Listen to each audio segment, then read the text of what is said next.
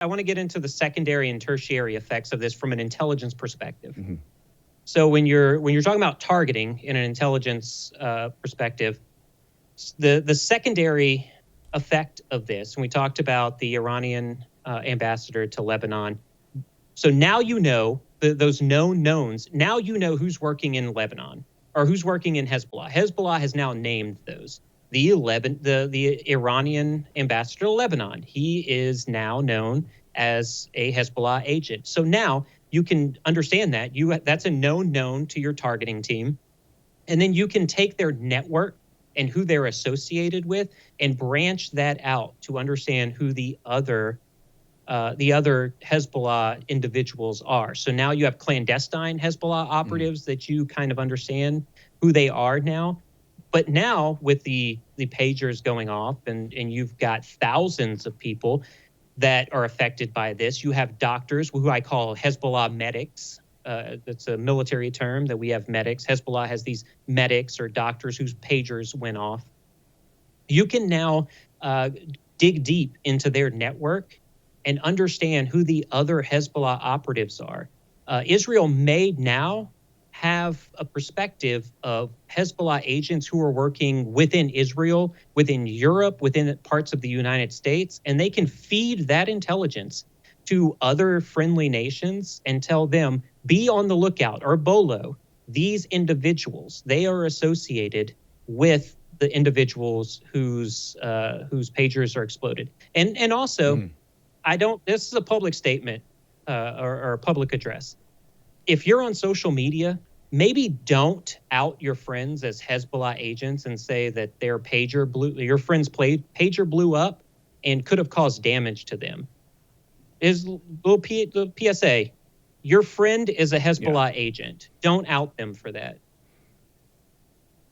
Yeah. No, I think, look, there's a lot to unpack here, in terms of the objectives and then the knock-on benefits from an operation like this. Look, there's a lot of, there was some, in the immediate aftermath, there was some condemnation saying, oh, look at this. This is random acts outside the traditional, normal code of conduct for warfare. Hassan Nasrallah himself said, this crosses all red lines. And mind you, some of the known leaders, some of the leaders of Hezbollah going years back were engaged in and responsible for the deaths of 241 Marines back in '83 in October for the bombing of the Beirut barracks, and then 50 plus French soldiers in a similar attack.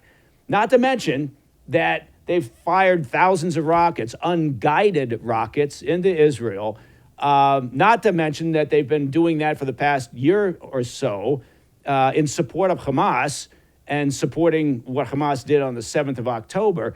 So spare me Nasrallah's, self-righteous claims of being victim somehow, and the whoever's responsible for these operations, somehow crossing a red line. Please, this is a non-traditional war at this point, and so I think sort of the pious attitude from some that you see in the West, where they say, well, this is just not proper conduct. It doesn't speak to reality, right? You don't get to choose the nature of your enemy. Yeah. So Mike, go ahead. Anyway, I'm sorry. You know what? Wait, Kervin. I'm going to step down. I'm going to step down off my soapbox now and turn it back over to you. So I can step on mine. I want to reiterate, honestly, as someone who has worked on, like I said, similar operations to this in a SIGINT capacity, this is the most targeted. So let's go from the beginning. Hezbollah, they procured pagers and walkie-talkies for Hezbollah individuals.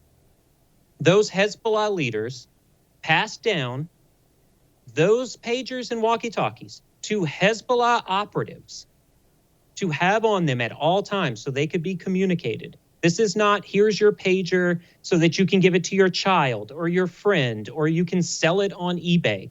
This is a communication device because you're getting rid of your cell phone. This is more targeted than any operation that I was ever a part of. And let me tell you, Mike, I was a part of some targeted operations where it was individual on an individual level. And I have I have not seen or participated in anything like this. It is fascinating me. I don't know if I slept in the last 48 hours because of all the stuff that I was reading, because of how well done and targeted this was. So forget indiscriminate. If you're going to go on X and Instagram and TikTok and Facebook and say this was an indiscriminate attack, you immediately lose credibility. If you are an intelligence analyst that's saying that, you immediately lose your credibility as an intelligence analyst. There is nothing like this that has ever happened. And just I think it's not so much an analytical perspective. I think that a lot of the people are saying that. It's just again, it's more of a self-righteous following of a standard narrative, which is, whatever the IDF or whoever's responsible for this. Again, no, they haven't claimed credit for it, yes. But whoever was responsible for this, you always know where the narrative is going to go when it comes down to Israel and their efforts against whether it's Hamas, Hezbollah, Islamic Jihad, whomever. So right. that part of it is not surprising. But I agree with you that look, from an operational perspective, this made perfect sense. Right now here's a question though, from your perspective. Why sort of the daisy chain, right? Why the pagers first and then the handhelds the next day? So yeah, that's an incredible question. And here's how it goes.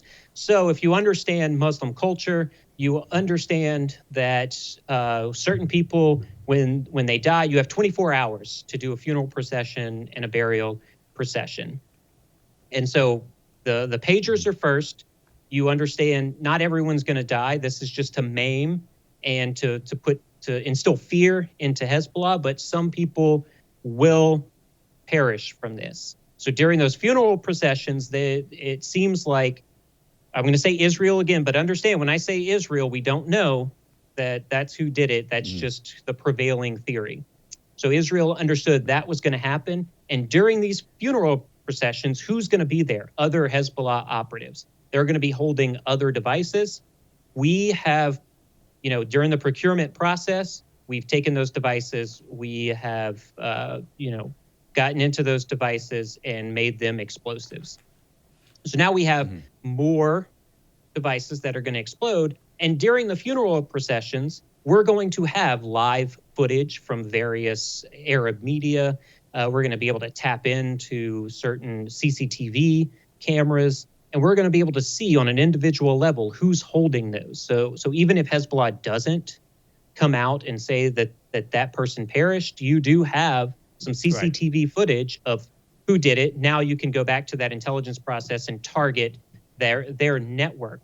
But also, yeah, you bring up a very good point, because so in typical operations, and you're an agency guy, I was a military guy, and we worked, I worked with you guys, and you guys work on the special operations level as well. You understand this, that if you're going to carry out this attack, there is a military aspect to the follow-on attack to that. So the prevailing theory was, if this was going to happen, then the IDF was going to then invade the northern border of Israel, southern border of Lebanon. And so you cause chaos with Hezbollah, and then you become that iron fist that then just knocks them back. And that didn't happen. That still has not happened, even though strikes are happening right now. So what we're learning through the fog of war here is that it is possible. And so with Aucoin Analytics, the way that I work my intelligence probability, I do an unlikely, possible, and probable. And right now it's possible that certain people within Hezbollah saw that their pagers were tampered with.